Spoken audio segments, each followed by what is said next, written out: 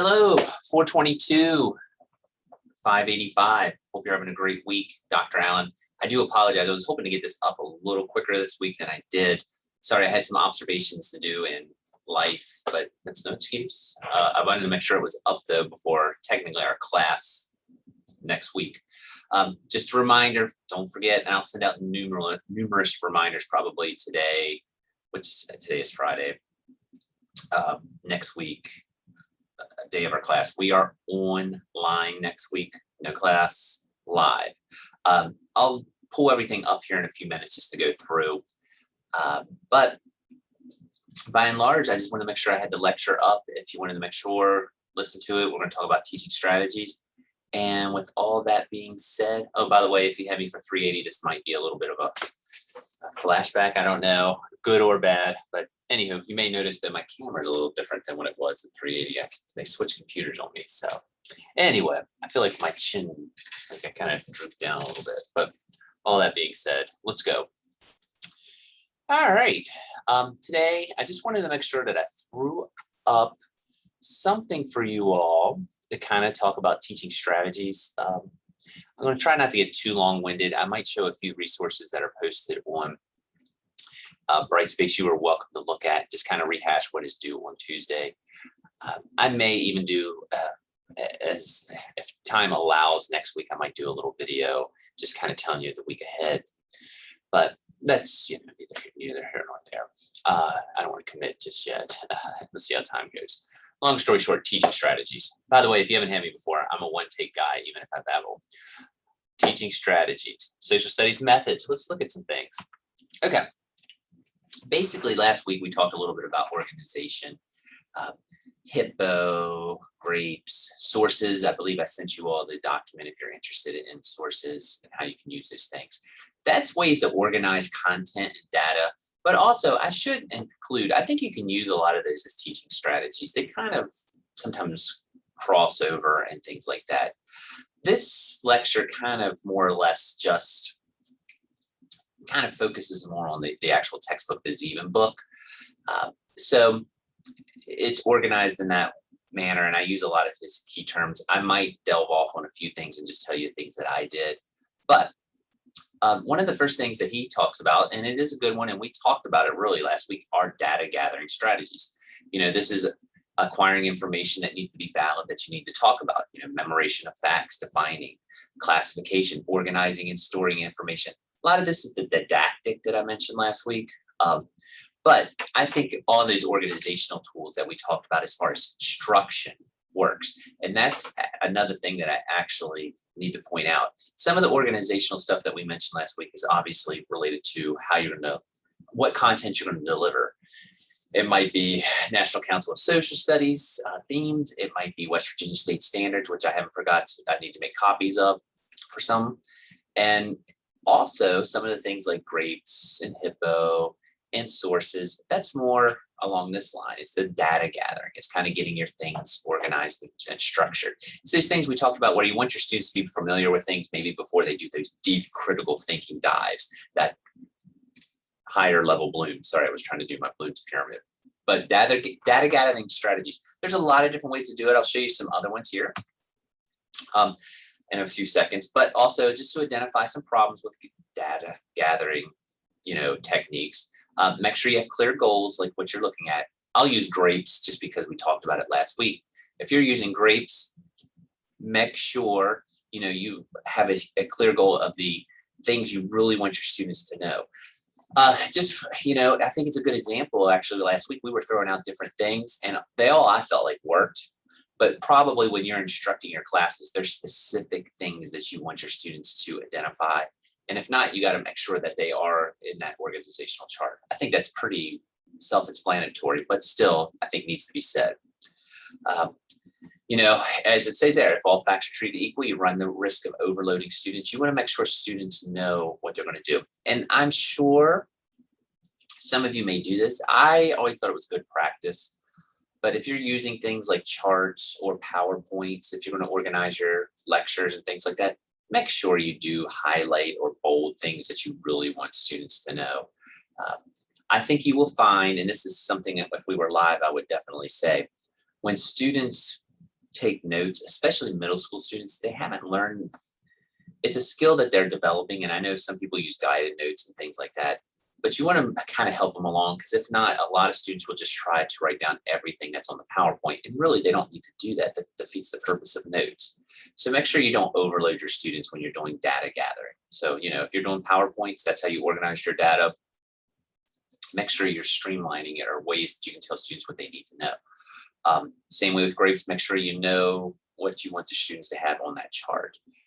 There's different ways to do it. Like I said, I usually just did bold print or highlight or something, or italics, and said, if it's bold, make sure you write it down. If it's underlined, you probably won't need to know it. So if not, they will write a lot of everything, or at least some students will. And I mentioned, but there are a lot of different techniques to doing this. I've already mentioned some. Lectures, we talked a little bit about lectures last week, and you can see there's a lot of, like I said, cross-pollination. But, you must have a clear purpose to your lecture. You can't just go up there and babble. I'm not saying, I do this, social studies teachers as a whole sometimes like to go off, things spark other conversations. That's different than not being prepared, if that makes sense. You just want to make sure you know what your purpose is. Teachable moments and things like that, that's a whole other thing. But make sure you are prepped for your lecture. Some people rehearse them. I think you will find, especially when you're out in the field this time, first time you do a lecture or a lesson, it may not go as smooth as the second or third time. Again, that makes sense only because you're getting more reps with it. I'm all about reps, and I think that's a good thing. And, I think that applies to everyone.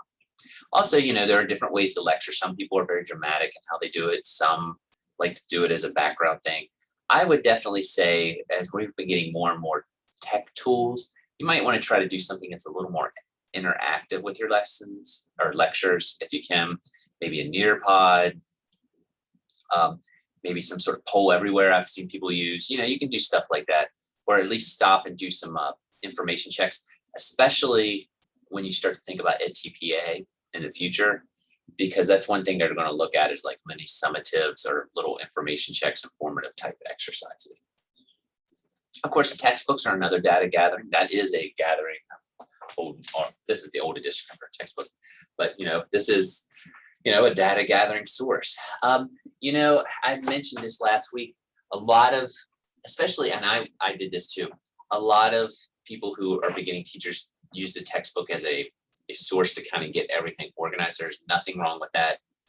You don't want to read every day from the textbook, but you might want to obviously get your content or assign readings and use it as a tool, not the class, so to speak. Research projects are another one. You can do surveys, group collections. Those are another data gathering things. And you might focus on specific things like key dates and key terms. That's the data gathering. You're getting that background, the didactic. So that's one teaching strategy. Another one is timelines. A lot of teachers like to have students, or they construct timelines. These are some examples that I have on there. Hoping they work. PowerPoint Palooza you've already looked at, so I'm not going to click that. But like a timeline might be something that you might have students, there we go, organized. This is a pretty straightforward timeline and the way it's organized, and dates. We talked about dates a little bit a few weeks ago, just in general conversation. I think, I can't say that I was the most date heavy teacher of middle school, but I do think it's very important that students have some perspective about when things are happening and while other things are happening at the same time. I think if you talk to students, they may not always recognize that the French Revolution and the American Revolution, I guess, would be the other way around as far as order, but they're very close to one another. They, 20 years? I mean, well, actually less than that, but within that 1776 up to the 1790s, they're close. They're kind of contemporary revolutions. I think timelines kind of help with that. You can have students construct it. I have seen so many teachers use awesome timelines. I did exercises where we would construct ones on the wall or the board or something, and students would put things up on it. I would say that was fun, but I have seen some that would blow mine away, where I've seen teachers, and you may have had teachers that did this. They put them all around the room, and that's actually how they decorate the room, or they have the borders. You can do that as a group exercise. You could have students like the one I just pulled up, just have a sheet and just try to assimilate. This one's probably a little more college level, but it's just something on Napoleon and what was going on with him at major dates. And you can have students maybe identify these things. So that's another data gathering technique. PowerPoint Palooza, I mentioned. Another one is compare and contrast. We talked about that with Venn diagrams. There's a Venn diagram on this PowerPoint, but it's based on developing, refining, testing, categories, and kind of seeing what the differences are. I think it's a good way to maybe build into critical thinking and reflective type thinking. You can draw distinctions, phenomenon, experiences, ideas, and maybe how they're very similar and how they're different. You know what? I mentioned the two revolutions, and we've talked a little bit about thematic approaches to content. We'll get into that a lot more with like world history. But if you're looking at revolutions, maybe you could do something and you can compare the differences between the American Revolution and the French Revolution. Besides just dates, maybe the French Revolution was a little more, I don't know, is it raw? I don't know if raw would be the right word for it or not, but it was definitely, I think, more bloody in some aspects. I mean, executions and maybe a little more unstable. How and maybe the end result was Napoleon versus our end result was probably George Washington, things like that. So you can compare and contrast. And again, it helps. I think compare and contrast is great because it helps students start to think a little more critically. They can build on, they get a sense of the events and build upon things. And also they can start to kind of, if you're using a text or if they've read some information in the textbook, maybe they can start to break a little bit away from the textbook and start asking these important questions that we talk about with inquiry-based approaches. And again, as it says there, there are problems with compare and contrast, and these are very small things in my opinion, but the categories that make up the comparison are not totally defined by the educator. And what I mean is you don't know what people may see within those charts. The questions aren't always expanded upon the basic comparisons. Sometimes things may get too literal and they may just stick very basic into what's going on. And it might, for example, you don't want it, if we're talking about revolutions, you don't want them to say, well, they both use guns. Well, that is technically true. That is a comparison, but that's probably not what you want them to get out of it. Visuals are a big one. And I think a lot of times tell the story. I was a big using art to teach, especially world history and American history. I just think images are, important. Since I'm recording this on September 9th, I just listened to a podcast yesterday. It was talking about September 11th, and they were asking, will this, 100 years from now, will they still talk about September 11th? And they were pretty much in consensus that it'll still be a heavily talked about and taught lesson because of the visuals. And I think, me just talking about it, most people probably already have a vision of what happened on 9/11. Tragic event, obviously, but it's ingrained in there, and I think that's that sticks with you. So anyway, compare and contrast. I mentioned there's deductive and there's inductive. And just in case you're wondering, teachers with the deductive offer a definition and have students apply the concepts to examples to see if they fit the definition. And inductive would be students derive concepts, categories, and definitions after careful examination and information. I think one, if you were thinking about it, seems to be more lower level balloons. You're kind of guiding them a little bit. You're looking for specific things that you're defining. And this, I think, is a little more students going next level with the compare and contrast. And there's different ways to do compare and contrast. And we've talked a little bit about Piaget last week, and the age of the student really makes a difference, and how the categories may expand and things that they're looking at, how deep they get into. So you might do two similar topics, one with 7th graders and one with 9th graders, and a 9th grader one may look drastically different when you do the comparison. Venn diagram, I think it's self-explanatory. T-chart's another one that a lot of people like to use. And there are so many templates on these things now. You can do them electronically. You can probably load them if you're in a Google Classroom or any type of thing and just have students fill them out online if you want. Actually, just saw someone using a T-chart yesterday. And that's another thing. I don't even have charts. There's ways that you can organize data. You might make your own compare and contrast type thing chart. Another one is, initiating events. This happened, which led to this event, which led to this. I'm on a French Revolution, I guess, kick a little bit. So, you might say the first thing was there was the storming of the Bastille, which led to, I'm summarizing here, but the storming of the Bastille led to the Terror, which led to Napoleon, and obviously you can expand this and there's a lot more in between there, but you want students to kind of see how the steps interact and led to this. If you're doing something a little more modern, you might do the election of Reagan, the appointment of Gorbachev, led to the fall of the Berlin Wall. That's, again, broad. I'm really going broad there, and I know it's a little more nuanced than that, but I think you get the point. But these, again, compare and contrast. T-chart, T-Rex, I guess T-Rex would be historical, prehistorical, but you can make the connections and have students kind of even build upon that a little bit. So, word web. I mentioned this, and you can see I'm definitely on a French Revolution, French history type kick. But just as a reminder, this was something I used to do with my students a lot, and I always thought it was fun. These are two images. Hopefully you kind of know these images, but the one on the left is actually Charlemagne. If you've had your, I guess, early medieval history classes, you're familiar with Charlemagne. On the right is Napoleon. And this is something where one is taking place in 800 CE. One is basically taking place in 1800 CE. They're 1,000 years apart.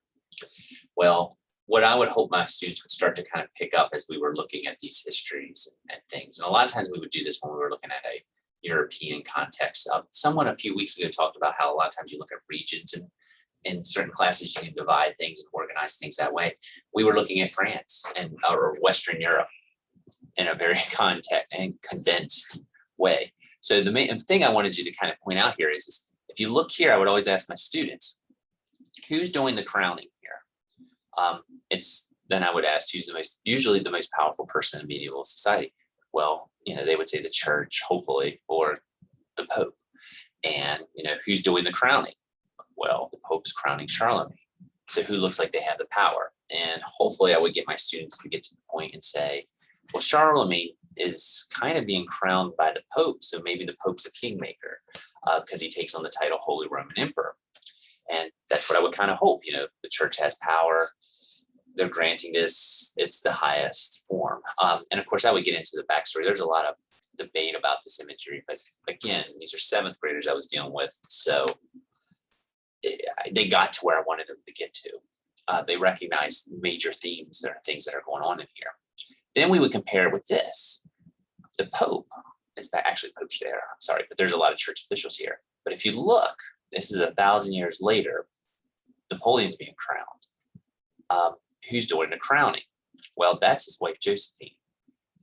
He's got his on. He actually had placed the crown on his head, and he's crowning his wife. So who has the power? Well, it's Napoleon, the emperor.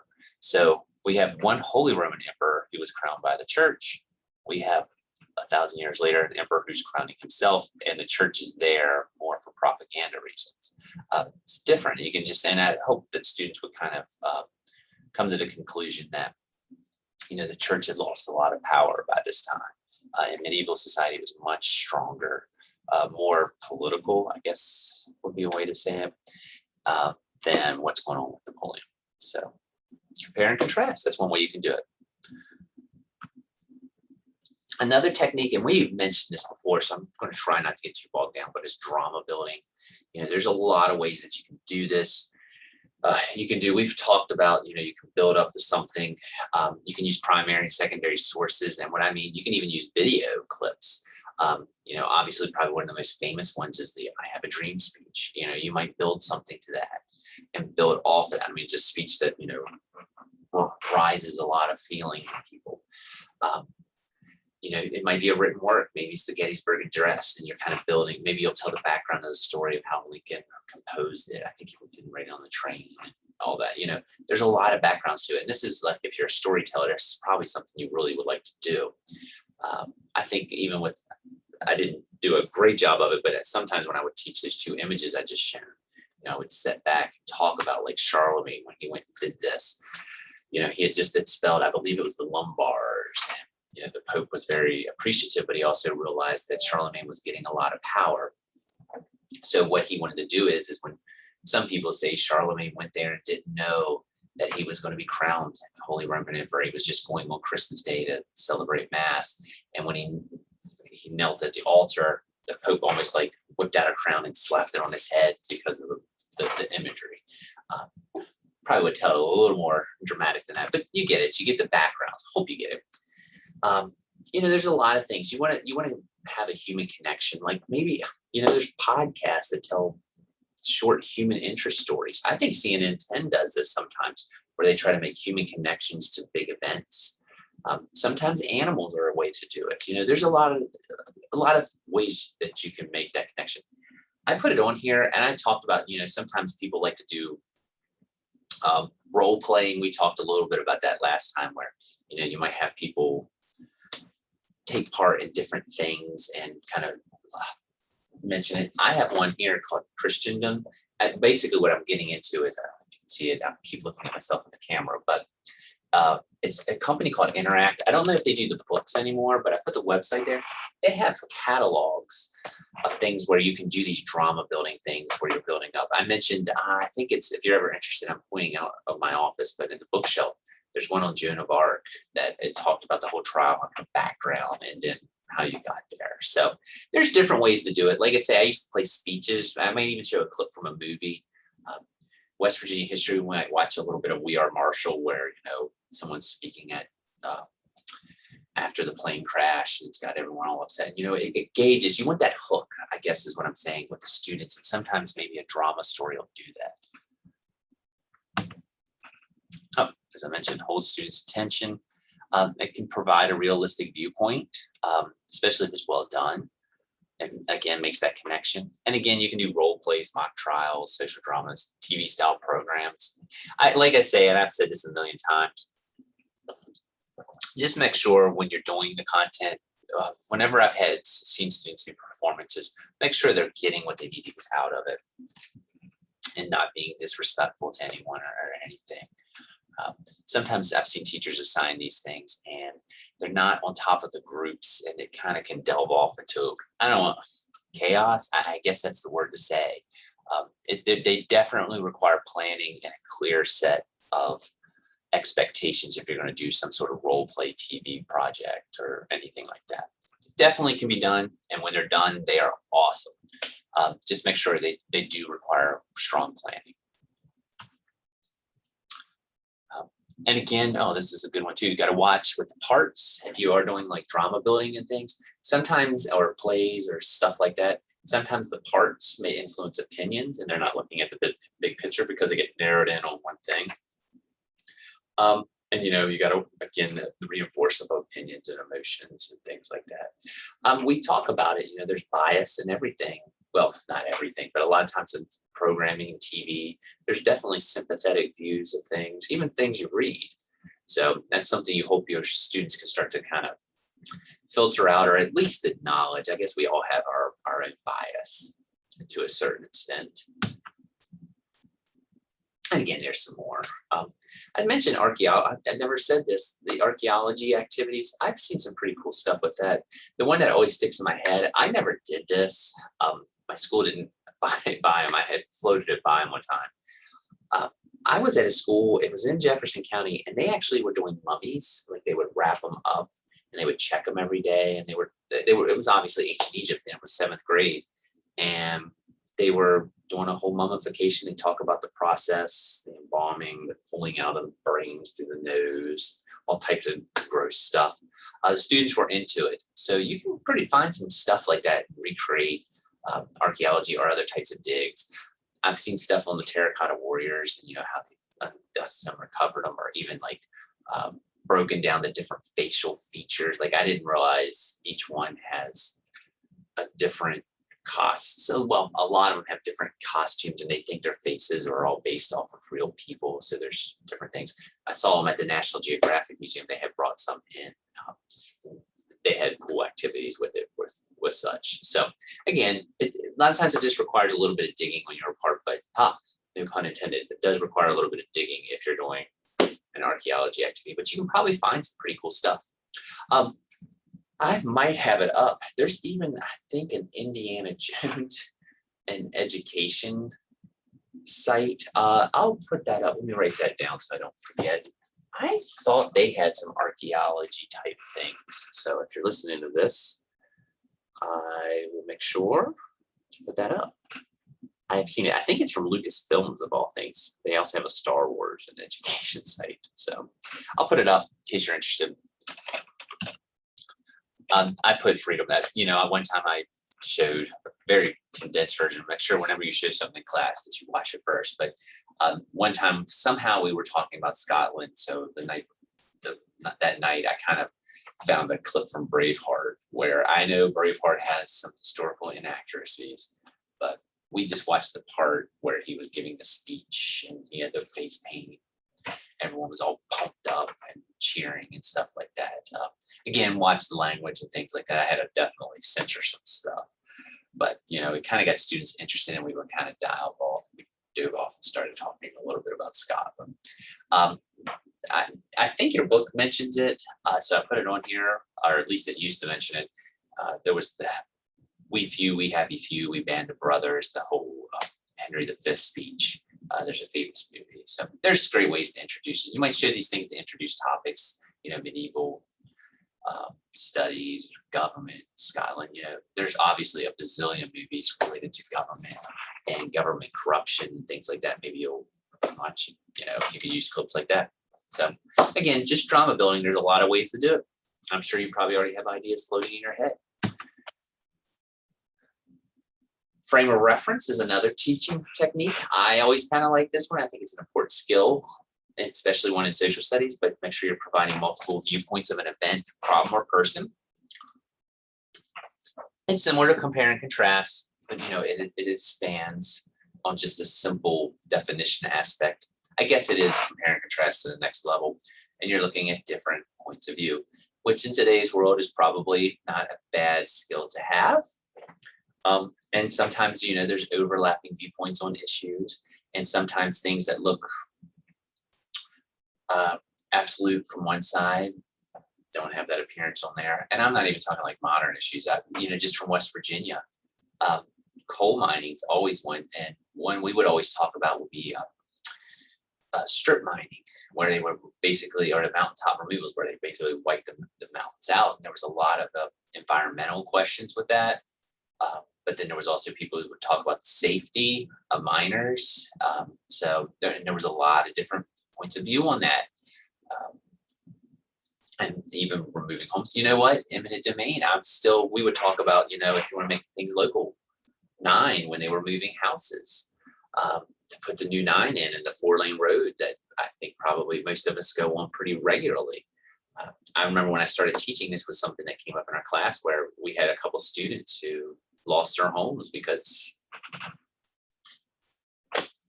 they wanted to put a road there, and they had to span 9. So, and I'm sure most of you have driven up old 9 versus new 9, and we talk about, it became kind of a topic, like what's the good, what's the bad? Is it good that it helps, that a lot more people want it because it'll speed up traffic, maybe cause less accidents? But then again, it's someone's home. Would you want your home to be taken that maybe your family's had for decades? So, and that's just one off the top of my head. And again, that's just a basic class discussion. You can get into major topics, obviously. You might get into, I think I mentioned last class, the Cold War, where there's starting to be more and more lessons kind of looking at it from both sides, maybe not just the good versus evil context. Who do you trust? And I think you can do a lot with inquiry-based instruction on this, maybe looking at the points of view of 2 different documents from different sides. You're looking at, maybe World War I has a lot where, it's pro-war versus anti-war. Obviously Vietnam, but heck, you could use Woodrow Wilson because he was like, we're going to stay out of war. And then later, of course, he's going to make the world safe for democracy. Of course, Vietnam, there's a lot of stuff. You can look at songs that are anti-war. Just look at the lyrics versus people who think that we need to go to Vietnam. So again, and then you look at the sides and the arguments for and against. And you can look at a lot of things with this. This is great, I'd say, for inquiry based, but you can talk about upbringing, politics, social status, culture, how all these form opinions and how we all kind of have different, our life experiences sometimes shape our opinions on things.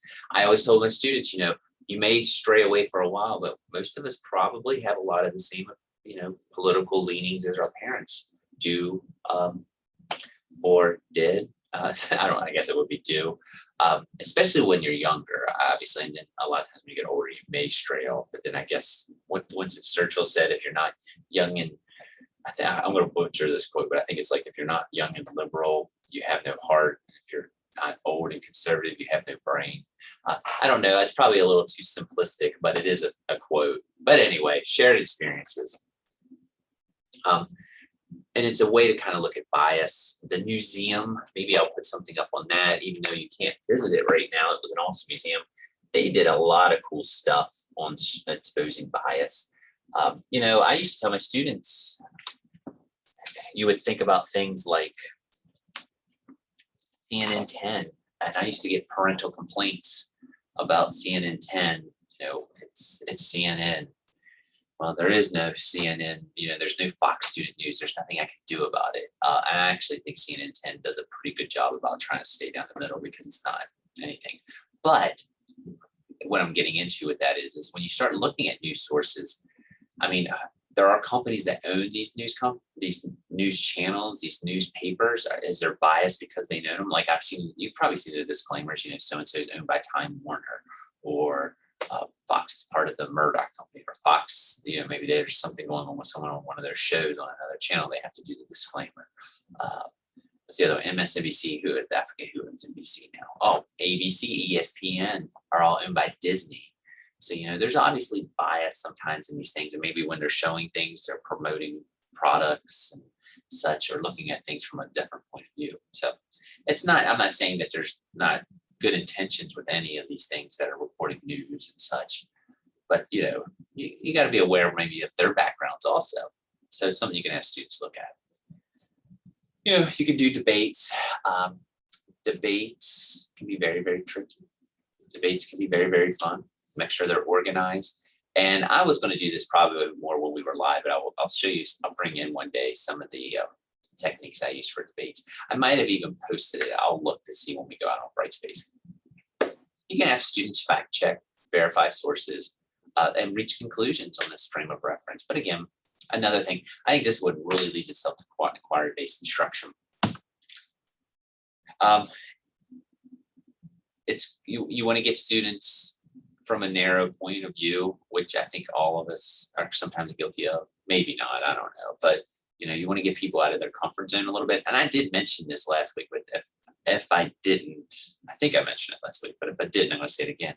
When I assign debates, how I did my debates, I would have teams of 2. And if my class was kind of weirdly numbered, I might have one group of 3 or something like that. And they would get a topic. They would draw the topics. And I did not let them pick sides because a lot of times they all wanted the same side. They just got one or the other. And I would do a note home saying, listen, we're trying to expand everyone's point of view. I'm not trying to indoctrinate anyone, but we're trying to look at issues from all sides and such. And then we would go over the rules of debate, like rebuttal. When people get up, we speak, no one from the audience could interrupt. They weren't even allowed to ask questions until the very end or make any points. And even then we would have some sort of, talking, if you held this is what you get to talk, when you get to talk. But again, and you also have to tell students to focus on the points of the debate and arguments that are made. But, a lot of students don't want to expand a little bit. They've already got preconceived notions.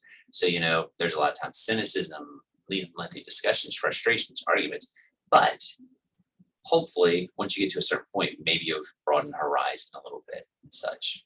Frame with you.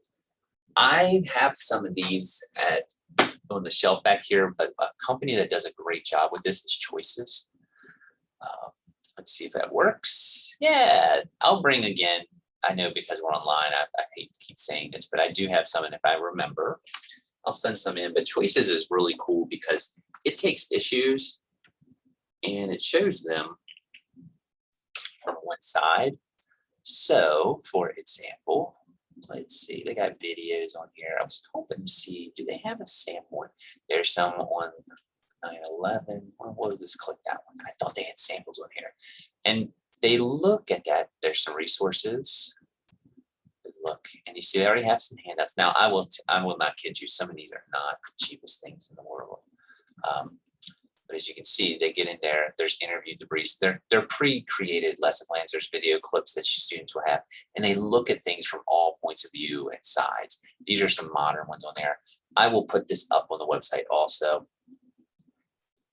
for you to check out. It's already on the resources, but I'll put it in a more identifiable spot. I'm sorry, I think I said website, but Brightspace. But I would check them out.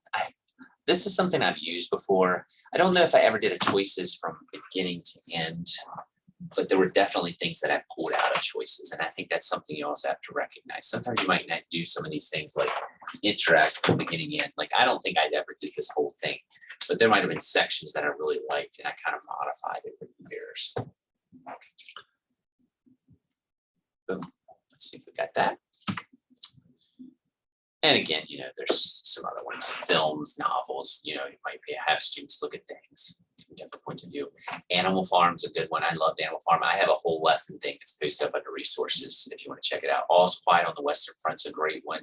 I definitely older students, but it's kind of an anti-war book. It's told from the German point of view versus from, the Entente of France, or the US or British or things like that. So I think that's kind of unique.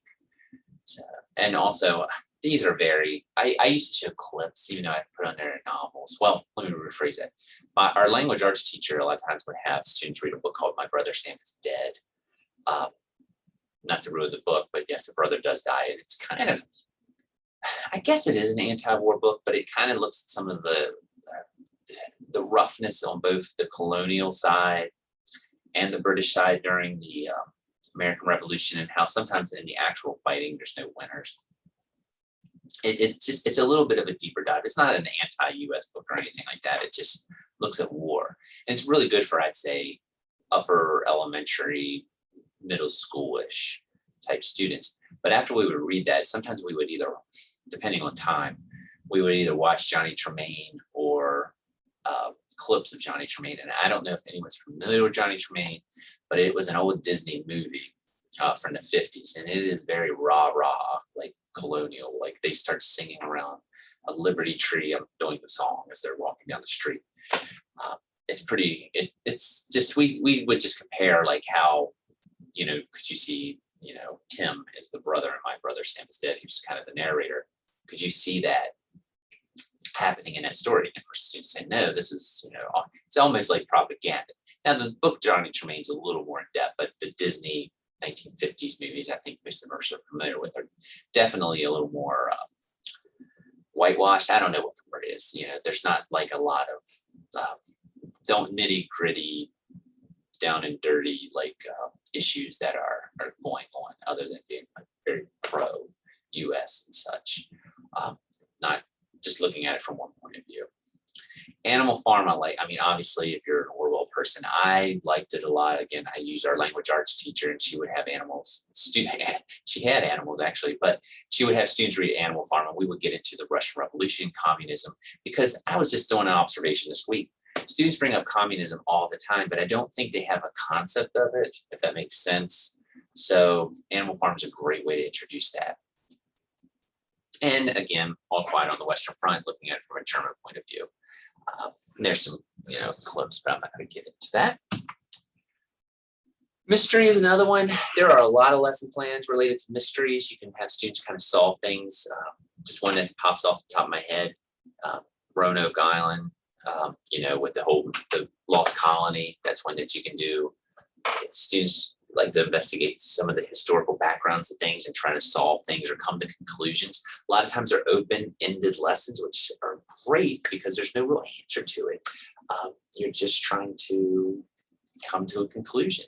Which again, I think you could really do some cool inquiry-based type things with that if you're looking at documents and all. Hopefully, some of these I can get through and check my links. I get a little scared sometimes. Some of them have been, I don't know. Yeah, the link's kind of dated now. You don't have to click on this if you want to go on the thing, but there's some mystery exercises. I'll have a book of mystery planner.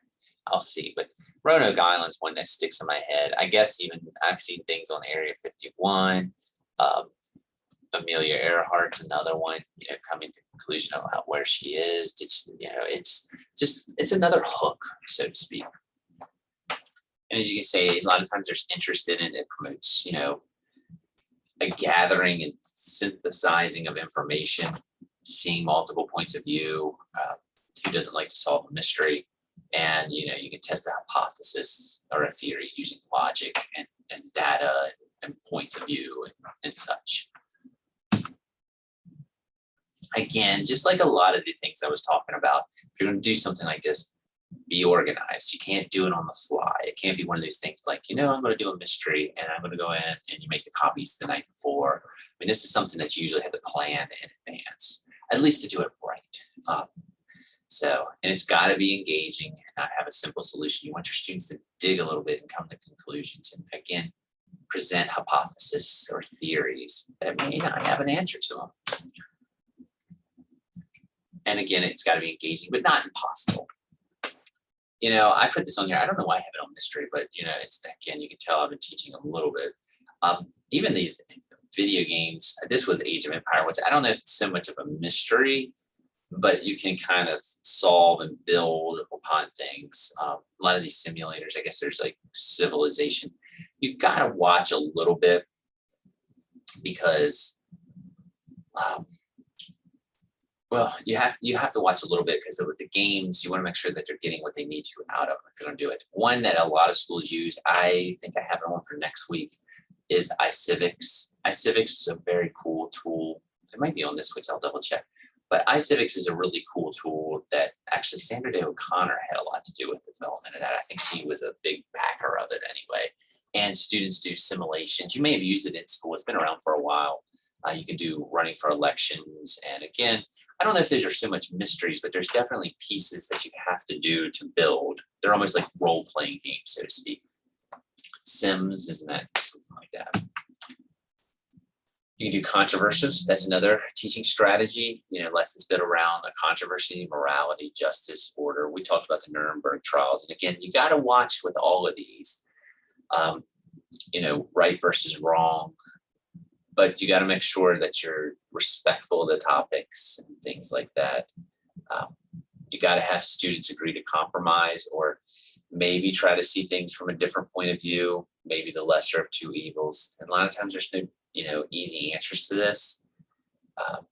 There's a lot of pitfalls, like it says on there, and problems. But I think the statue one is a good one right now that's going on, and maybe it seems like we're kind of, I guess, reaching.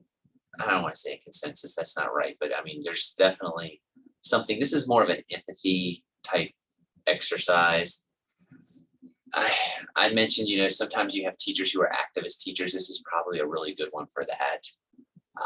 If you have a position that you really want students to get on there, environmental issues. I just had another one in my head and I lost it. But anything environmental, maybe plastic, paper, straws. Oh, I know what I was thinking about. Washington football team versus the name Redskins, which, that debate. I think I even told you all I used to do that a long time ago in debate, and it was a hot button topic even when we did it then. And the names are changing. The Cleveland Indians, that's all just changed their name, or the Guardians, I think now. So, and now there's pressure I've seen where on the Atlanta Braves and the Kansas City Chiefs, maybe about me changing their names, because I was just reading about Washington football team. I guess the Chiefs are a little worried that they might take the name Red Wolves, because if they have to change their name, that's one that they were kind of looking at the Wolves, because I don't know. I'm not up on my Chiefs knowledge. I know a little bit about Washington football team because I've watched them so long. So anywho, controversy style. But again, there's passion usually with these. if you can keep them on small issues, sometimes it's the best, but you can definitely get into big topics. I like small issues sometimes because you're not always thinking about it. We used to look at like Walmart's effect on small towns. I guess that's a big issue, but it's not, in the news every day. And is it Walmart a good thing or a bad thing if it comes to a town? And shops close up, prices that are cheap and things like that. It can be flexible, it can be fun. Again, you can do a lot of debates and things like that with this. A lot of things you got to watch. Again, there's taboos. You got to watch feelings and comfort level. Might be something you might have to contact the parents that you're going to tackle ahead of time. This is definitely a controversial strategy, can lead to critical thinking. You're hoping. That was a messed up line. The goal is always critical thinking. Make sure your students do have a solid understanding of what's going on, proper background, because if not, it can get very jumbled very quickly. Kind of working my way up here. And you don't want the debates about being winning. One I can think of, again, that was a very controversial one, and I guess it is a little more of a national issue, but the issue of Columbus Day, that's another one. If anyone had a chance, I'm pointing out to my office, but the periodic chart of dictators, I used to get questions all the time. Why is Columbus on here? What did Columbus do? And of course, that was a long time ago. That chart, believe it or not, it's like 12 years old.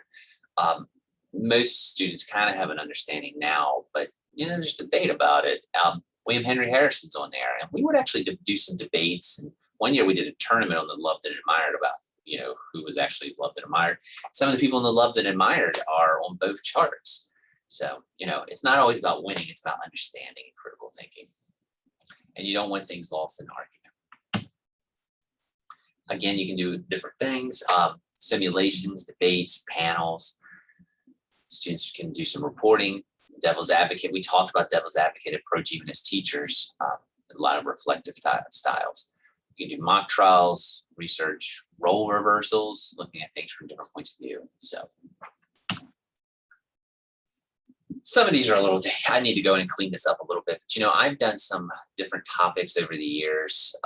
Some I've avoided. I will say abortion was one I never did, only because I never taught high school, and I know some well, I shouldn't say I never taught high school. I did, but I always mostly have heard about that in high school civics classes and things like that. I never thought it was something that was one where I didn't want things lost in the argument. And I'm not saying it's not an important issue or anything like that. It's just, it was one that, I did personally steer clear of it most of the time because I was trying to learn. I'm so scared sometimes that things would get lost in different aspects of it that I wanted the students to, it was about learning more critical thinking, debate type of skills. I don't know if that makes sense. It's probably, but I also don't want to admit it because it is something. The ways that I've seen it actually approached in class is usually, I don't want to sound like I'm dodging the topic. It's usually debating Roe versus Wade. That's when I've seen that. And actually it's, there's a lot of things on there where you can talk about, why the decision was made in the court case and such things like that. I've told stories about capital punishment debates. Driver's license age is one I've noticed students have really been into before. Only because some states now require 18, not 16. And we've actually, there's junior scholastics, I told you, hopefully will come at some point. And if you want to look at any up in my office, again, I'm pointing at my bookshelf. There's articles on that and like why states have raised the driving age limit, mountaintop removal, dropping atomic bomb. That used to be an old 6th grade standard, believe it or not. Walmart, I mentioned, Confederate flag. Zoos is always one. Are they cruel or not? We were doing that a little bit before. I don't know if anyone's familiar with that documentary Blackfish and SeaWorld. That became a big thing. I remember one year, school uniforms. And, I'm surprised there's more students that were pro uniforms over the years, and whether I was in a public or private school than I ever thought maybe. So, there's things that'll surprise you. But again, I would do topics that I think you can get a good handle on. Court cases, I don't even have them listed, but like I said, you can always do court cases. They're great. Prayer in school is another one, not just, any religious type prayer. Should it be there? Should it not? I put this on here if you're looking for controversy in case I forget. I think it's on our resources one week. What is the Shoah Foundation? That is a collection of Holocaust survivor stories that actually, after Schindler's List, Steven Spielberg financed. I think the University of Southern California now controls all the archives. But if you're ever interested, they are there and you can check it out. It's a pretty cool site. I think that is actually the last of that. Sorry, I got a little long-winded on this one. Let me see if I can get out of here. Whoops, I need to click the button, view as text. Before I sign off here, I want to make sure. Slow. Sorry, I keep looking at this camera. I feel like my head's just kind of just there.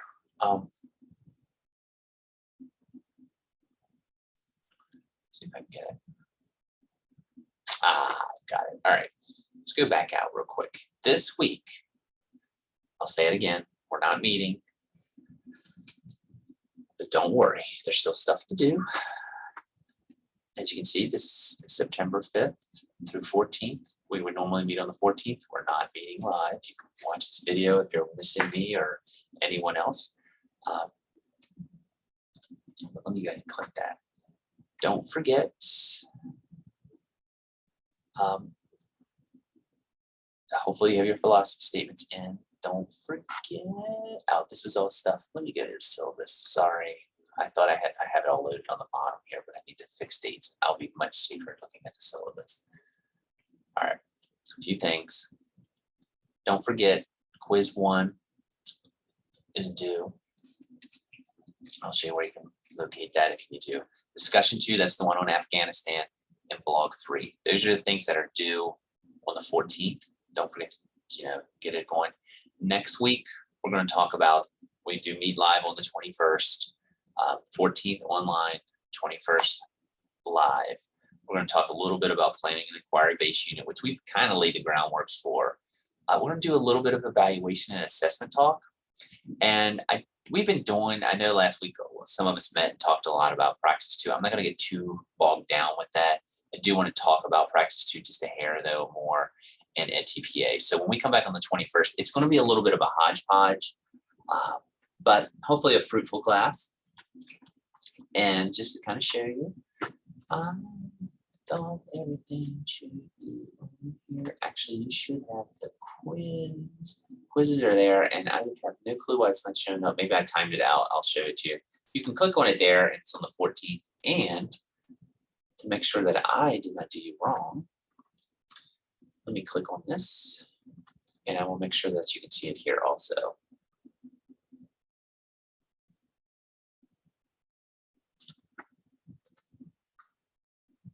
And it is there. And your blog, just kind of, I'm just going to shoot through some of this real quick so you know. If you look, well, you already did this one, didn't you? Was that the 14th? Yeah, you already did this. Sorry. Go back. I feel like I've kind of botched this a little bit, didn't we? We met on the 7th. What am I doing? Go down here to 14th. I will mix. I knew I had that stuff up. There we go. That was throwing me off there. I was just looking at it. Some of the resources there, as you can see, there's an education debate lesson, which I need to reload, it looks like, which I will make sure to do. It's good that I do this actually, so I can catch what's going on. I also put up, this last minute has been a train wreck. If you look on here, I have loaded up a lot of old National Council of Social Studies, the social education magazines that I have brought in the one night that you all could look through. If you are interested in those, feel free to go through all these. You don't have to print them out or anything, but if any of them interest you, they have different debates, different topics, just different approaches in general. Again, you have to find your own voice and what you're comfortable in doing. And there'll be things in these strategies that you do. There'll be strategies you use that I don't ever talk about. But that's fine. You got to find your own way. Here's some on just effective teaching strategies. As you can see, this is another one, just writing in the classroom, lesson plans, and there are other links. So please check all these out. there's some, let's see what that one, make sure I have it on there. Oh, yeah, these are, I think it's just showing you the actual title of all this. Yeah. Sorry that link didn't work. I thought it was working the other day. I must have put it up wrong. But there you go. Actually, let's just clean through these real quick. I can show you. There you go. Challenges and deliberations. Discussions are one that I think a lot of students wonder, how do I organize my discussion? These articles are not bad. Teaching with documents, always important. There you go. Controversial issues, teaching controversial issues if you're interested in that. Like I say, it's a fantastic magazine as far as this type of stuff. So anyway, also some of the blog type things that I want to make sure I cover real quick. I've showed you the Junior Scholastic and upfronts, but if you ever need to see any, again, I'm going to put it in the bookshelf. There's a whole bunch there. And actually, like I said, I did subscribe to Junior Scholastic. I should be getting 11 issues of it. I think sometimes they come a little late in September, and then we'll start getting them every few weeks. So when I get those, I'll make sure I bring them in if you want to check them out and check any lessons out. Upfront, it's usually Junior Scholastic for high school, basically. So it's upfront. It's a little more meaty. But my students used to always like them. We used them a lot for current events days. I did a lot of current event Fridays. It was actually sometimes I think everyone's favorite day. And, you know, it was almost like a free form discussion. We'd look at articles, we choose articles to read. CNN 10 I put on here. I think students like it. I think it's well done. Once upon a time, it was called CNN Student News. And then I think they decided to get tough. Probably dating myself here. It's kind of replaced what the old channel 1. So I would click the link and check it out if you've never seen it. They usually have lesson plans all on the site. Sorry, I think there's a blocker on here. That's the problem. I'll fix that. But CNN 10 has it. Actually, why don't I do this really nice thing and stop being a ding dong? CNN 10. Doing it on the internet. I don't know why I wasn't doing it. As you can see, there you go. And you can watch that. And usually they have different things you can go in and check out. So, and there's archives. But students love it. I mean, my son's in 7th grade, and he actually gets up in the morning and watches it, which it's a nice summary of news. It's usually sometimes a day behind. They did one on 9/11 today. Actually, I can see the little summary. I thought it was well done, and it helps explain a topic that I think is a tough one to explain. I mean, it affected a lot of people that are still around, and sometimes that's the trickiest stuff. That, my friends, so don't forget this week you got your blog discussion and such. And anything else? Let me get my calendar. I need to move this up for you. Can't believe it. I was like, I knew I had that on there. I was driving me crazy. Log 3, you know, would you potentially use CNN 10 up front, Junior Scholastic in your classroom? How? Why? Maybe if you're in a classroom, maybe you've used it. Just state if you have or haven't, your issues with it. And again, if you want to see any Junior Scholastics other than links, please come take a couple copies. They're on the top shelf of the bookshelf. Discussion 2, I think I mentioned this, but I talked about Afghanistan as a current event. How would you approach it? Would you approach it? Do you have an obligation to approach it? Is it a teachable moment that no matter what, you know, would you do it? So, and I put a couple lesson plans up. I think we mentioned that last week, and your quiz is there. So with all that being said, I think that should do it. I have rambled on probably too long to begin with. And if anyone is sticking with this video, thanks a lot. I will stop sharing. Don't forget, no class. Keep looking at the camera. Don't forget, no class. And no live class. And I hope everyone has a good week. Hope everyone's semester's progressing well. If anyone in the class has any problems, please fire me an email. And by the way, I'm still on campus, you know, during the week. Tuesday, one big thing that I have going on, I am in Moorfield to do an observation, so I probably won't be around on Tuesday on campus because I'm driving over there and driving back. And I think it may end up being a most of the day type thing. But Monday, Wednesday, I should be around. Observations are kind of kicking in. So if you think you need to meet with me, fire me an email just in case. I mean, you're welcome to stop by just in case I'm not here though. You know, it's always good to check. I'm babbling. I'm going to get off here. Hope you have a great week, everyone. And I'll talk to you later. Bye.